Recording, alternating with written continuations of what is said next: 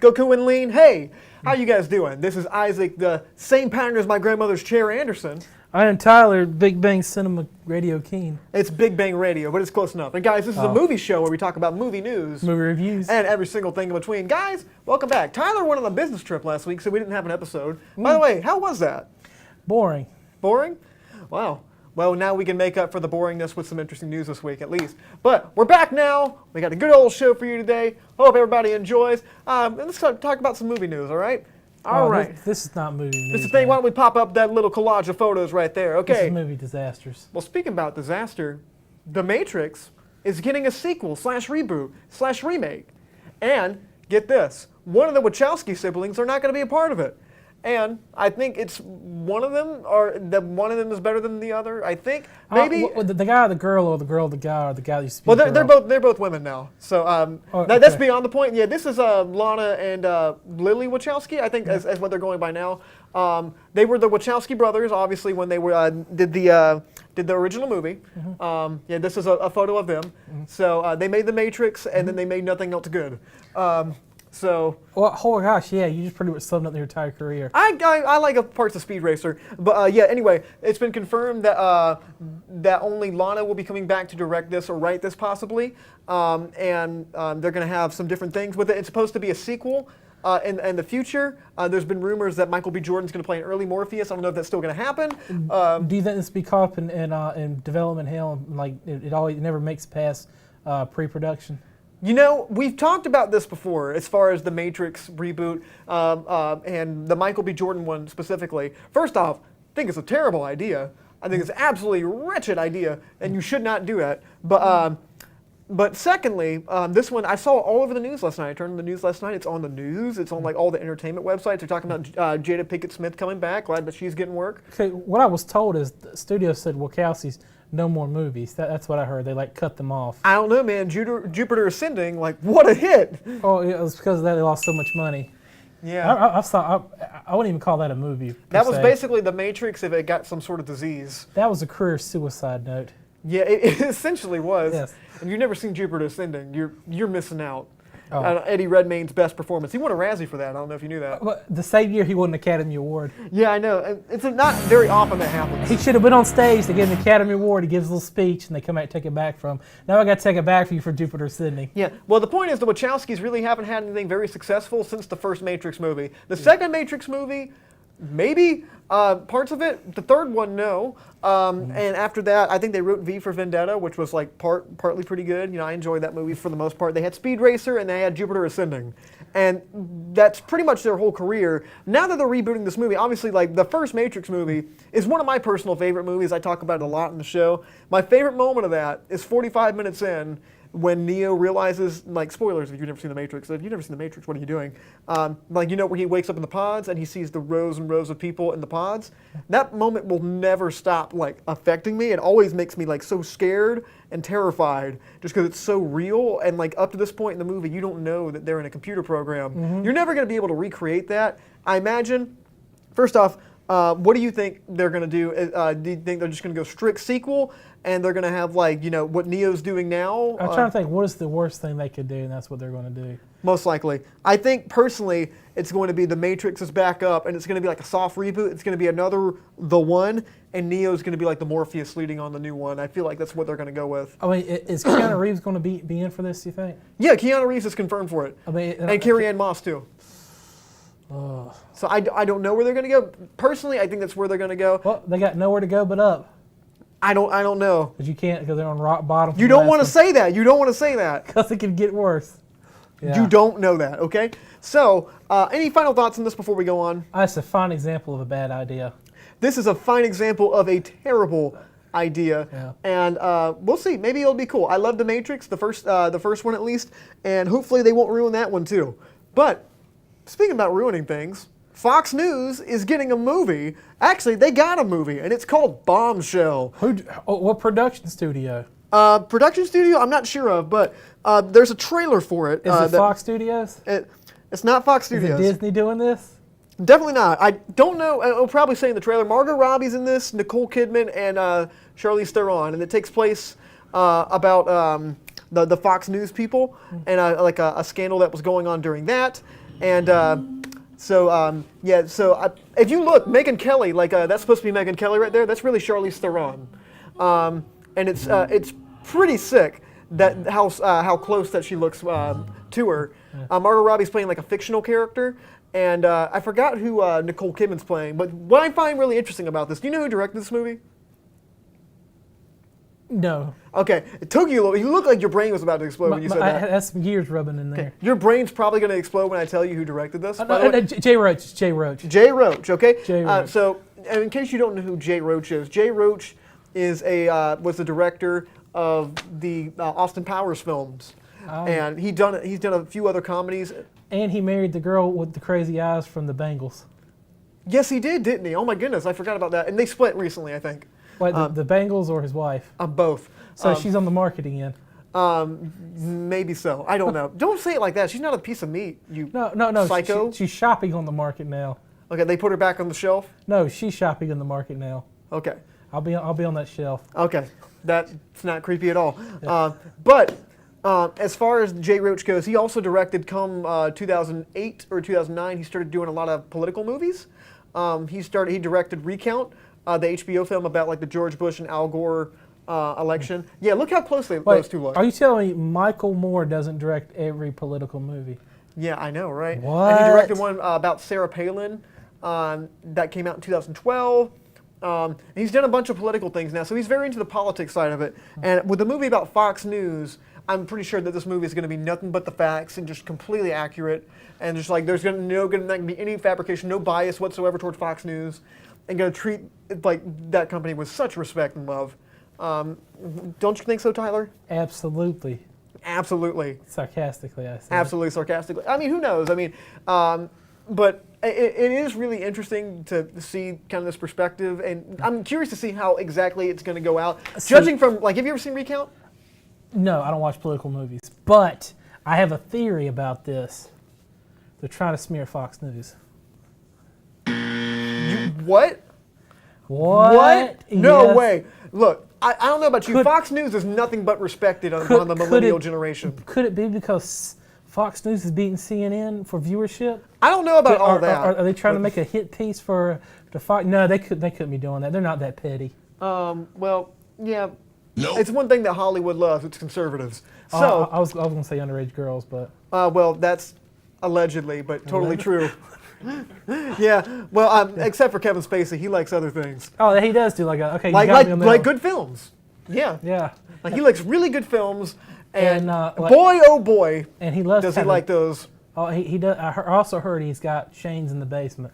Yeah, you know, like he really locks down them roles. He does lock down them rolls. Yes, he does. Yeah.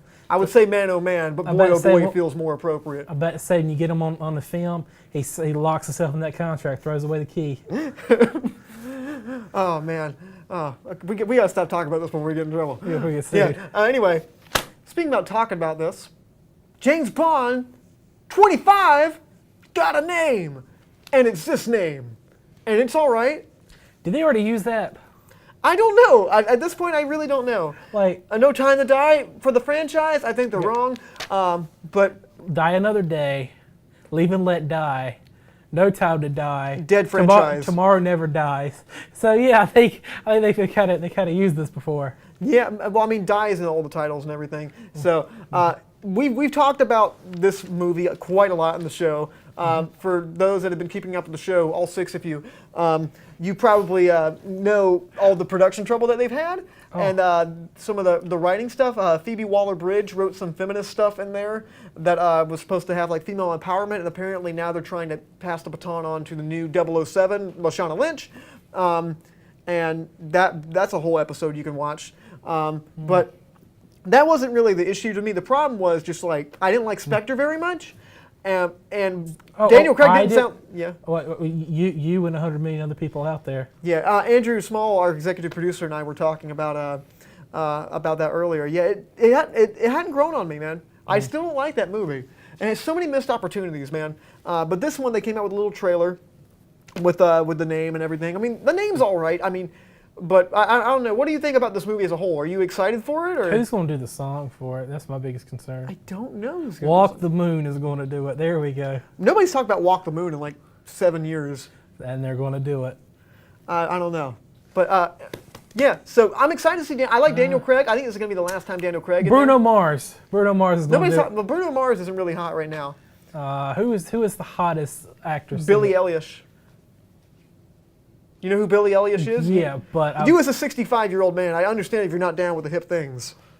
I believe heard them on the radio, or him on the radio, or her on the radio. Either Tyler one. uses a lot of Just for Men. Yeah. But yeah, I'm excited for this movie.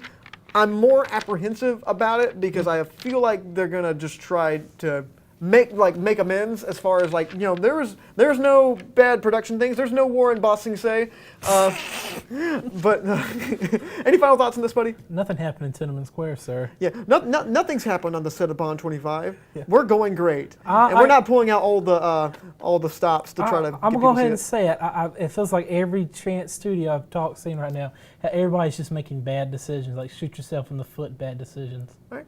Well, speaking about the worst decision of the week, why don't you tell people what that is? Okay, apparently Sony and Disney has backed out with their deal with Spider-Man. Spider-Man is no longer an Avenger, no longer in the MCU. And he's no longer any interest to me. Yes, he's gone.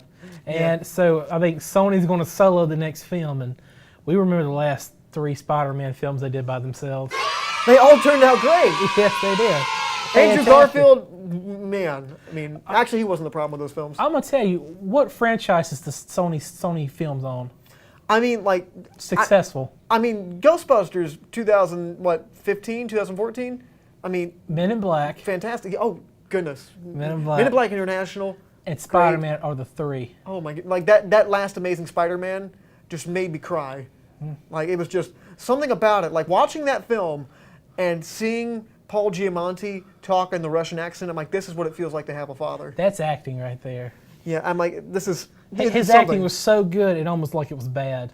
He Yeah. was flitting all around. It was like it was so good that you're almost like he can't be this good, so your brain tricks you into thinking it's bad. It's like when you grab a hot spoon and it's so hot it feels like it's cold. Yeah, And that's his the acting was equivalent. so good, it almost felt like it was bad.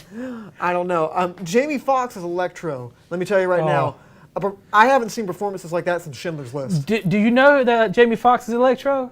Yeah. Did you know he's Electro? And like the fact that Spider-Man forgot his birthday. Spider-Man forgot my birthday. Okay, now you just sound like you I'm like you have a, trying to the Jamie Foxx list we had. In the but movie. you sound kind of like you have a hearing problem. That's kind of insensitive, man. No, that's he had a lisp in the movie. He also got electrocuted by electric eels and then got mad at Spider-Man because he forgot his birthday. What great writing. Well, he got his superpowers from being shot by an electric eel. And then he started doing a song with the electric thing. We could talk about Amazing Spider-Man 2 all day. But as far as this deal going down, do you think there's going to be a resolution to this or not? Absolutely. Sony is not going to jump on that grenade. So what I heard the whole reason why they broke up is that Disney only had rights to 3% of day one ticket sales. And it was and the contract they had was over, so they wanted to write a new contract. And Disney was going to have the idea to fund half of the next film because they proved that Spider-Man could reach over $1 billion with Marvel and the MCU's help. So they're like, we'll put half the money in there, you put the other half, and we'll both split the profits when the movie comes out. And Sony's like, no, we're not doing that. And they're like, well, if you do that, I mean, even it makes like $1.2 billion. You're still getting more money than you got for the last Spider-Man movies. Yeah, and you also have like more success around fans and everything because those Amazing Spider-Man movies suck. They're terrible. Yeah, those are not good at all. I mean, and most of that is completely on Sony. Sony doesn't have a popular property that works with a general audience. They don't. You know, and they try so hard. I mean, See, but I mean, I don't they fail. understand like why. Like they just see that they're not successful. They know they're not successful. I think it's because of the last Venom movie that came out. This is what's going on. They soloed the Venom, horrible movie. I mean, just the depths. It's wretched, yeah. Depths of the gutter film, just god awful crap film. It was like somebody. It was bad. It was something that should have been released on VHS. It was terrible. It was awful. Don't tell that to Mr. Josh Schaefer. He's been that was on the show before. But they made a lot of money off of it. So they're like, well, we can do just like we did with Venom. Yeah, I'm sure this is going to work out great for you, Sony. But anyway, guys, what do you guys think about any of the things that we talked about today? You can leave us a comment at facebook.com/studio67ncc. We would love to hear what you guys have to say about any of the things that we have to talk about at all. Well, why don't they just wait till Sony Pictures collapses and they just buy the rights back for it? Wait for it. It'll happen. But anyway, guys, we're going to take a really quick break. But when we come back, we got a really fun segment revolving around sports, which I love sports movies. I'm not feeling as far as like I don't like sports, but I like sports movies. So we'll hear about it when I come back. Oh my gosh, I'm ready for this. Y'all ready for is this? a leadership organization that focuses on mentoring young men to achieve leadership. and success. We help. The two things. A leadership organization That focuses on mentoring young men to achieve leadership. and success. We help. We learn, We work. we lead.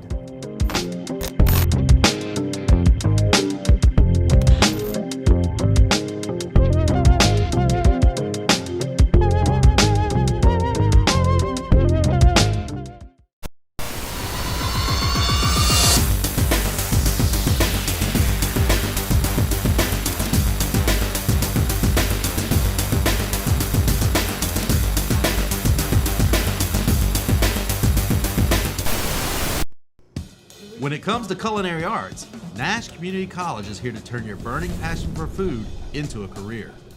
Our chefs, with over 70 years of highly qualified industry experience, are here to point you in the right direction, teaching and handing down classical culinary techniques that will improve your skills and help you cut your way into the food industry. Gain invaluable experience, vital to cooking and preparing delicious food, served in a personal and creative environment.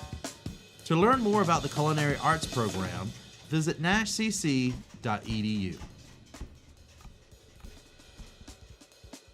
Y'all ready for this? Children are cheering! Children are cheering! Everybody's back! All right! Okay, guys, welcome back to Big Bang Cinema. My name is Isaac, the same pattern as my grandmother's chair, Anderson. I am Tyler. That only good thing that happened out of Space Jam Keen. Just like Space Jam, it seemed good a while ago, but now it doesn't hold up. But, guys, sports. Not Yeah. my thing. So, we're talking about sports movies right now. Personally, I'm not a huge sports fan, but I am a movie fan, and I love movie sports, and that's the only sports I like. Tyler, you into sports, period? Oh yeah, I am into sports. I do like the women's volleyball, and I do like the one that was on the Man Show with the trampoline. Oh, goodness. Yeah, the trampoline. Goodness me. Jimmy Kimmel. Yeah, well, no, not. I He wasn't the trampoline, but the game they had with the girls on the trampoline. Okay. Well, Yeah. that's more interesting as Jimmy Kimmel, but okay. Yeah.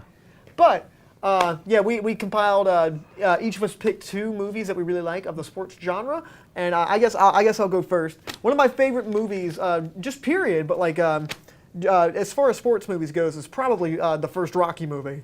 Now, in case you don't know what Rocky is, you're living under a rock. First off, Rocky is about a boxer named Rocky Balboa, played by this man right here, Sylvester Stallone, and it's kind of his story. He's kind of he's the lovable dumb guy, as they kind of say. He's not really a brilliant guy. He just kind of. Are you talking about Rocky or Sylvester Stallone? I'm talking about Rocky. Sylvester Stallone's a smart dude. Oh yeah, I'm pretty sure the whole thing he did with I mean, come on, he got outdone by Arnold Schwarzenegger. I mean, if anybody that reads the script of Rhinestone and accepts it, that's a smart man to me. So, it's kind of his story. It's an underdog story. He's fighting this boxer named Apollo Creed, who's like the big guy around, and he's training, and it's just kind of a story about him kind of accepting himself and him struggling with his relationship with his wife. And obviously there's sequels, and it's kind of weird. You can kind of see where Sylvester Stallone was in each of these movies, like in his life. Rocky IV is like super overblown and like super, kind of schlocky and over the top. And like at that time, Sylvester Stallone was like super rich, and this one he was kind of struggling. Yeah. Oh yeah. We're gonna talk about the theme song in a minute. Right. But one of the coolest things about this movie is that Rocky. Philadelphia, and it didn't look grimy and nasty. Well, I mean, it still does. I mean, if you look in the movie, it does look a little grimy and nasty. If my buddy Joe Reinhardt is watching this video, sorry. But if at the end of the movie, they obviously Apollo Creed and Rocky fight, and Rocky loses. It's his movie, and he loses. Yeah. Like what other movie do they do that in? Like the whole movie's building up for him to fight, and he loses the thing that like you're watching the movie for him to win, and you're cheering for him. In a really good movie. Obviously, in the sequel he wins, but I thought that was a really bold choice. I think Sylvester Stallone wrote this movie too, so he's a really talented I writer. believe so. Yeah, and so I mean, he just came up with this character, and he kind of wrote what he knew. I love this movie, and it won Best Picture that year too. I mean, he did a lot of fantastic sports movies, like Over the Top. Yeah, I mean, that's really. I was gonna put that one on this list. This one narrowly won. If you've never seen Over the Top, what It's are you Over doing? the Top. Oh yeah, and also has one of the greatest theme songs of all time. It's amazing, and you probably already know what that sounds like. But Tyler, which one did you pick? I chose my favorite, The Running Man. Okay. Now, first off, interesting pick. This was a debate whether or not this was a sports movie, but it is a sports movie. It is a sports movie. Why don't you describe to the people what it's about? It's a story. Stephen King wrote it, and it's about a game show in the future to where criminals are caught, and they had to get through a trial. What do you call like a gauntlet, and they had to get across a racetrack. And they get to the end, they're forgiven. But there's guys with machine guns, flamethrowers, and there's a track he has to get through. He has to like get from one point A to B alive. That is the plot of it, and he was falsely put in prison. So he's basically just trying to find his way out, and it's got a lot of Arnold catchphrases. Arnold catchphrases are all in that film, but it's got some neat writing from Stephen King. Okay. That's the story. That's it. That's the story. And this was what year was this made? It was made in like the 80s, right? 84. I think it was like later, 87s. Oh, 87. Andrew's in there fuming right now. He's like, it's 87. It was 87. This month, this hour it came out.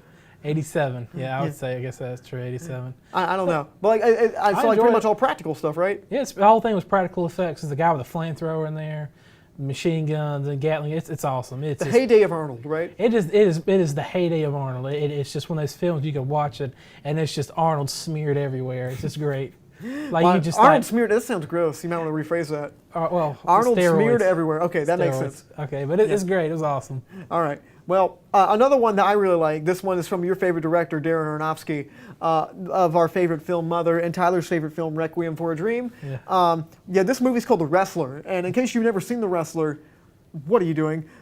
It's wonderful. This movie. The Wrestler is about Mickey Rourke plays somebody. I forgot what his name was in the movie. I think it's like the Rhino or something. It's been a while since I've seen the movie, but it basically revolves around him. He's like a washed-up wrestler that was kind of semi-popular in the state, and he was like one of those wrestlers in the 70s. Now he works like a grocery store. His daughter is like distant, and he doesn't really have a relationship with her, and he just kind of he's poor. He's living in like a trailer outside of like in his car outside of a trailer park. Like all good wrestlers. Yeah, and now he's discovered he has like a heart problem, and if he keeps wrestling, that he's gonna like die. And it's just an incredible movie. Mickey Rourke actually, like when he was filming this movie, he was actually like really down in his career. I mean, this wasn't quite Iron Man 2 territory, where his greatest performance, where he wants his bird. I want my bird. Fun fact: our producer Amanda Coggin thought this man was dead. So I thought, I'm like, maybe his career. Oh my gosh! Whoa! Hey, is Nick Nolte still alive? I think he might be dead too. Yeah. Well, I mean, considering I haven't seen Mickey Rourke in a whole lot, his career's kind of dead too. Yeah. But yeah, this movie's just kind of like it's a little over the top. Darren Aronofsky is known for his kind of really overly emotional things, but I really liked it. There's like one scene in here. Sorry if you've never seen the movie, so if you don't want to know anything about The Wrestler, sorry. There's a scene in there where he gets recognized in the grocery store he works at. And he's like, oh, yeah, you're the wrestler guy. And he keeps telling him like he should do his catchphrase, and he shoves his hand in a meat cutter and like cuts his hand open, and blood flies everywhere, and then he like runs out. And that scene always gets to me too, because apparently when they were filming that scene, Mickey Rourke really, he was really distraught because something like that happened to him one time where he got recognized in a grocery store, and it just brought up a lot of bad memories. Granted, he never shoved his hand in a meat slicer, but the ending of the movie is really powerful too. Because like it ends. He dies. Like he's. Well, I mean, you don't see him die, but like basically they say if you do one of those jumps that you do, you're gonna die, and he just doesn't listen. And Marissa Tomei's in the movie too, who plays like a stripper. If that doesn't encourage you to see the movie. Because you can tell like he's like he's having a heart attack the whole time. Yeah, he's just dying right there, and he's committed to give everybody one last. Like really good show, and it just ends with him like jumping over the camera. Cinematography's great too, direction's great. I love this movie to death. Tyler, what's the last one? Why don't you end us on Moneyball. Okay, tell us about Moneyball. Moneyball had Brad Pitt and I believe had Jonah Hill in it. You Jonah Hill's in it. Chris yeah. Pratt's in it too. Chris Pratt, yeah. I think he discovers a formula to where you can get a home run every time. I ain't seen this movie since its premiere, so. Oh yeah, I've never seen it, so. It's still kind of fuzzy for him, but I think he gets a mathematical formula to where the right strike and speed, you can get a little equation to where you can get a home run, a hit every time. Heard that. And they call it the money ball. So. Okay, that sounds fun. Yeah, that's the story. Yeah. Okay. Well, I mean, considering I've never seen the movie, I've heard about this movie a lot. Brad Pitt did a good job, but Jonah Hill was like incredible in this. Oh yeah. Because this is the time where you're like watching Jonah Hill and you're like, that's that fat guy that's real funny. It's the when you search cringe fedora, he's the one that pops up. Yeah, cringe fedora is Jonah Hill. And then like, no offense, Mr. Jonah Hill, if you ever watch this. So you're watching. I genuinely like that guy's acting. So you're watching, you're like, oh, he's going to be hilarious, say something stupid in this. He's one of them kids from Superbad, and then he doesn't. Then you actually like, oh my gosh, wow, he's a really good actor. And he overshone like Brad Pitt and like really out. It's really weird to see like somebody you didn't expect to outshine a big actor. Yeah, I know, and I mean, this was 2011, right? So this was like, what, 4 years after Superbad? He was known as like, oh, it's the Seth Rogen guy from like, wasn't he in Knocked Up too? He was in Knocked Up. And he was in The 40-Year-Old Virgin. He's like the Judd Apatow kind of like Seth Rogen guy. Now he's like a serious actor. And then Wolf of Wall Street came out 2 years after this too. Like another Academy Award nomination. He's got 2 Academy Award nominations. I know that. I mean, I really want to see this movie. At first, I thought this was what's his name? The guy that did Anchorman. It's gonna kill me if I can't think of his name. But you guys know who I'm talking about. I thought it was that. I thought he directed this. Will Ferrell. No, the guy who directed The Big Short. Oh my goodness, it's gonna kill me if I. Oh yeah! Oh my gosh, it's going for me. Oh my! Too. Yeah, I'll think of it later. I can't think of it. I can see his face right now. But anyway, guys, that's pretty much all the show that we have for you today. Thank you so much for watching. Next week, we're going to be talking about Ready or Not, which is a movie I heard was actually pretty good, and it looks terrible in the trailer, but we're going to see it anyway.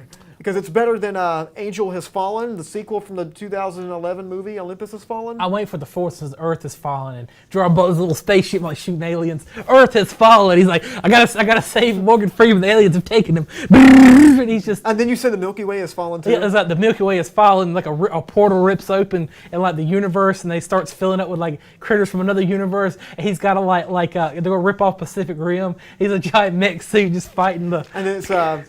You're going to have to combine with Fast and Furious. No, then there was the last one. The sequel is called Heaven Has Fallen. And the demons rip a hole in heaven. He's like fighting off with a flaming sword, like trying to protect Morgan Freeman who's playing God. Well, we could talk about garbage movies all day, but real quick before we go, a big reason why we talked about the sports stuff today is because we actually have a show right here on 89.1 Big Bang Radio, and Studio 67 is going to be putting on a show with the Lucas boys themselves. It's Friday Night Football. It's going to be our first live broadcast of a football game. It's going to be tomorrow night. If you guys tune in to 89.1, I believe it's at 7 o'clock, right? If you guys tune in right here, it's going to be a live broadcast. Who's playing? You're going to have to listen to find out. Is the Nighthawks? You're going to find out.